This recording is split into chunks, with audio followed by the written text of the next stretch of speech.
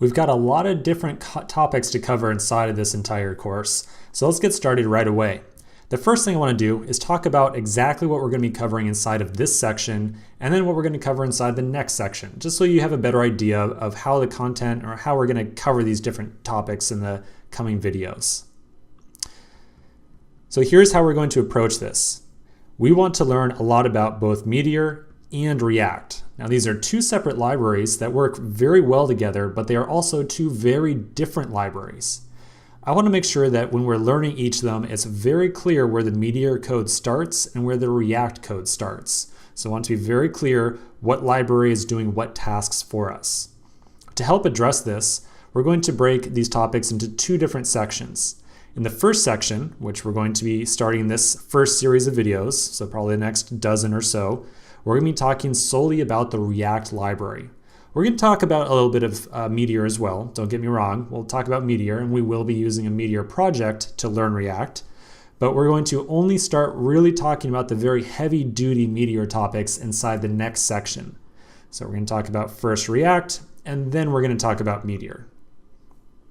So now we've got a better idea of what to expect out of the coming sections. Let's get to it. The first thing that we're going to do to get a better idea of how React works is we're going to generate a Meteor project. So let's talk about a little bit more about what a Meteor project is.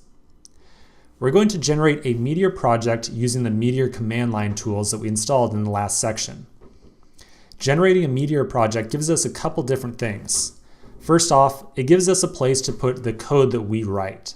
So for any application that we want to create, we're going to first generate a Meteor project, and then we're going to add code to that project. So whenever we're working on a Meteor application, we're going to be kind of inserting code or adding code, working with code that is contained within that project. In practice, a Meteor project is really just a collection of files and folders. So there's not anything really specifically too important or special about it. It's just a bunch of different JavaScript files that we're going to be writing. The next thing that a Meteor project gives us is a place to keep track of project dependencies. And by this, I mean we are going to be installing a lot of other libraries to help us work with Meteor. A perfect example of this would be React. So the React library, which we're going to use very shortly, is a third-party library to Meteor. So it is not a library that's included by default. It is something that we have to manually install. It's something we have to manually add to our Meteor project. And we're definitely going to go through that process and talk a lot about exactly what we're doing, but just keep in mind that a Meteor project also gives us a place to keep track of any of these dependencies or third-party libraries that we install.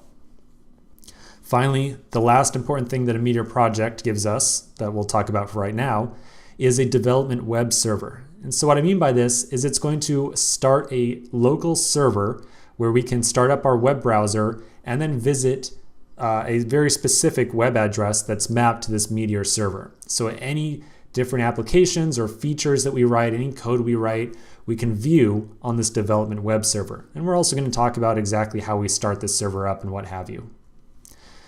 So we definitely want to create a Meteor project to get started. Now keep in mind, we're going to make a Meteor project, but the goal of this section is to get a very good handle on exactly how React works specifically. So we're going to be writing our code inside a Meteor project, but we're going to be focusing on React, the library React. So let's generate our first project. I'm going to switch over to my command line, and inside of a directory that's going to basically work for holding all my projects, you might want to put your projects inside of a directory called like workspace or tutorials or my documents, whatever works for you. We're going to use the Meteor command line tool to generate our first project here. To generate a project, we write Meteor create and then the project name. So the name of this first project that I'm going to use is going to be images, like so. So I'm going to run this command. And then the Meteor command line tool is going to automatically generate a new project for us. It's going to pick out some default packages for our project, and these default packages are packages that are specific to the default or stock Meteor application, and then it's going to automatically generate the project. Then we get some very simple instructions here on how to run our new app. First, we're going to change into our images directory, which was just created when we generated our project.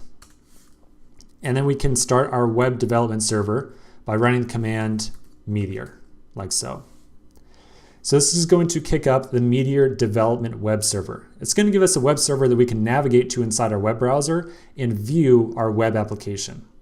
This first build process right here is going to take about 30 seconds or a minute or so, depending on the speed of your computer.